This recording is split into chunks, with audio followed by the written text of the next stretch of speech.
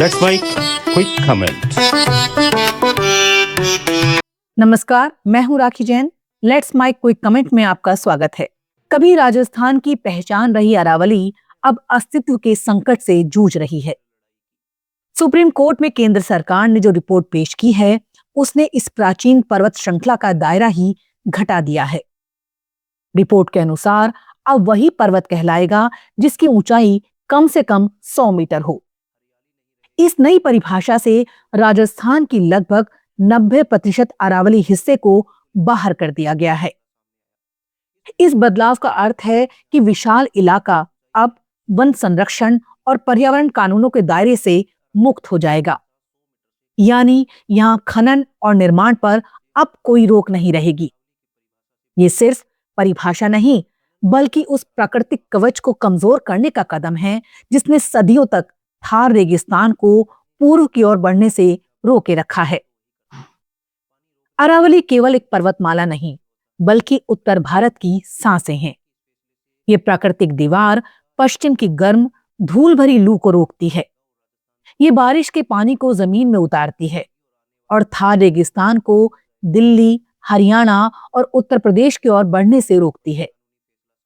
इसकी चट्टानें प्राकृतिक जलाशय का काम करती हैं, जो हर साल लाखों लोगों के लिए भूजल का भंडार बनती हैं। विशेषज्ञों का कहना है, इस दीवार को तोड़ना आने वाले दशकों में राजस्थान और दिल्ली जैसे सूखते क्षेत्रों की आखिरी सुरक्षा हटाने जैसा होगा। केंद्र की नई परिभाषा कहती है 100 मीटर से कम ऊंचाई वाले स्थान पर्वत नहीं हैं। ये परिभाषा भूविज्ञान के बुनियादी सिद्धांतों के विपरीत है। पर्वत की पहचान उसकी भूगर्भीय संरचना से होती है, ऊंचाई से नहीं। वैज्ञानिक बताते हैं कि अरावली की छोटी से छोटी रेंज भी उसी प्राचीन टेक्टोनिक प्लेट की कड़ी है जिससे ये 3 अरब वर्ष पुराना पर्वतमाल बना था। इसलिए 10 या 20 मीटर ऊंचा रिज भी उस भू संरचना का हिस्सा है जो थार को रोके हुए है।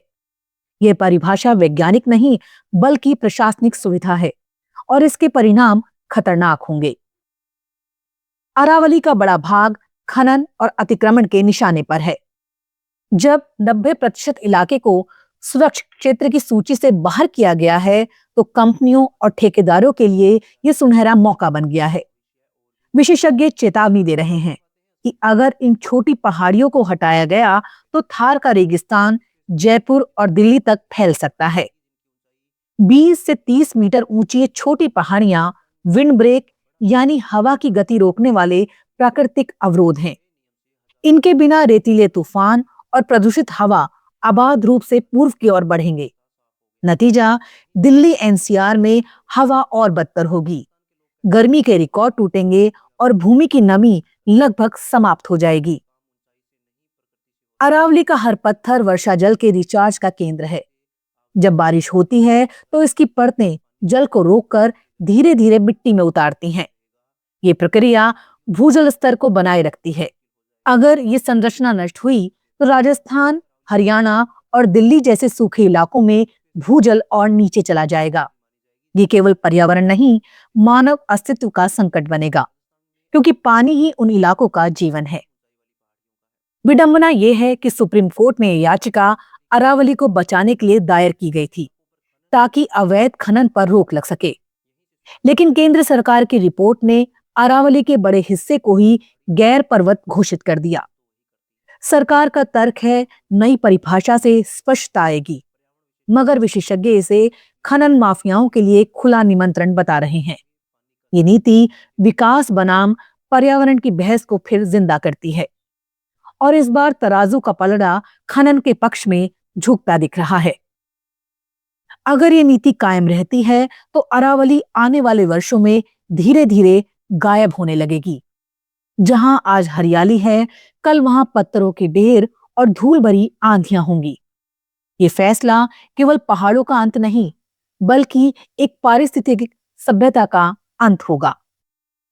अगर हमने इसे खो दिया तो आने वाले वर्षों में रेत, गर्मी और प्यास हमारी नियति बन जाएगी। ये केवल अरावली की लड़ाई नहीं, हमारी सांसों की लड़ाई है और इस मुकदमे का फैसला हमें इतिहास के सामने देना होगा। लेट्स माइक क्विक कमेंट में फिलहाल इतना ही। देखते रहिए, सुनते रहिए लेट्स माइक। नमस्कार।